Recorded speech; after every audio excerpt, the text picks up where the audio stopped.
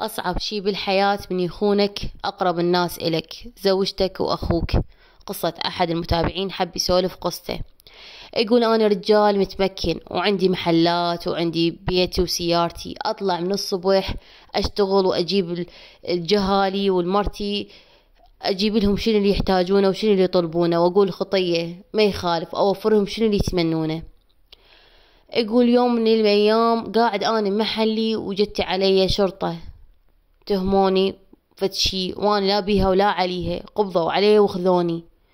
من خذوني انا هناك للمركز ويا التحقيقات منا حكموا علي بالسجن شهرين، وانا لا بيها ولا عليها. ما حد مر علي غير بس مرة واحدة زوجتي واخويا واخوها، وقالوا لي انت ما يصير توقف هاي محلاتك، يجوز انت تطول بالسجن، كفل اعطي كفالة لاخوك خليه يصير بدالك وكيل عامد يشتغل بدالك. قلت ما بيها شي، اخويا انطيت الوكالة، قلت له اشتغل انت بدالي وانا من اطلع اكمل الشغل.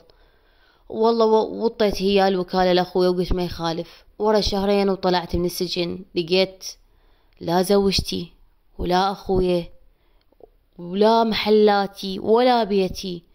انصدمت اني، وجهالي بالشارع كاتلهم الضيم والجوع، لازم الجهالة وشامرتهم بالشارع، ومتقاسمة هي واخويا متقاسمين الاملاك مالاتي. انا كلش هنا بهذا الوقت كلش انصدمت، قلت شنو ايش يصير، انا ايش يصير بحياتي، شنو سويته الهم هيك يجازوني، انا كلش زين الهم امنت بيهم هاي هيك جازوني. ظليت ادور عليهم ماكو، زوجتي ماكو، اخويا ماكو، دورت الدنيا عليهم ماكو. اشتريت سيارة قلت ما يخالف انم جهالي واقعد وعيشهم، والله ما احس الا السيارة واني نايم قعدت لقيتها مفحمة حارقيلي السيارة. وقولوا لا مرة ولا مرتين هم تجيني تهايم، وهمينه يعني يقبضون علي الشرطة واروح تحقيق وهاي واطلع. ولا مرة ولا مرتين حاولت يعني حاولوا يقتلوني، مرة دزوا علي عالم، ومرة رادوا يحرقوني، ومرة رادوا يدعموني، بس الله يدافع عني الحمد لله، الله يدفع عني هواي اشياء.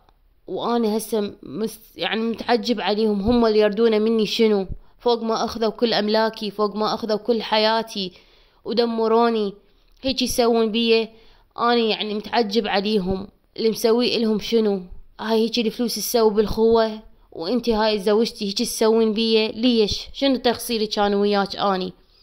فهو هسه حاليا قاعد يدور عليهم ما لاقيهم، وتعب من منعتهم كلش. فيقول لكم لا تأمنون بأقرب شخص إلكم، ولا تثقون بأقرب شخص إلكم، حتى لو كان أخوك، حتى لو كانت زوجتك. أكو ناس مو قد الثقة، ثقيت بيهم وانطيتهم كل شي خلوني قعدوني على الحديدة. فحب يسولف قصته ويقول لكم هاي قصتي اني، وانا تعبت من عندهم، شنو الشي اللي اسويه، عمود اخلص من عندهم، انا كافي شري وقاعد لام جهالي وقاعد.